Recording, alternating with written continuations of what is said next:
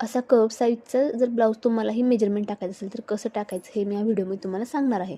सगळ्यात अगोदर तर आपण जो आपला गोल गळा असतो तो गळा आखून घ्यायचा व्यवस्थित असा. वरच्या साईडनं अर्धा इंच, दोन्ही साईडला अर्धा अर्धा इंच सोडून घ्यायचा आपण.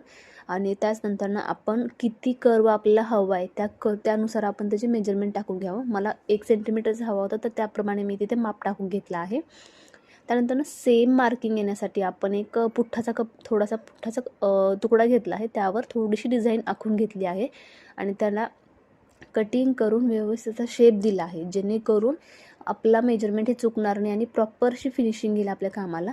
आणि त्यामुळंच आपल्याला हे खूप सोयीचं पडेल आणि सर्व काही कर्व जे आहेत ना ते एकसारखे मापाचे येतील आणि आपल्या डिझाईनला लुकही खूप चांगलं येईल आणि फिनिशिंगही खूप सुंदर येईल आणि आरीवर्क करताना कोणतीही अडचण आपल्याला येणार नाही.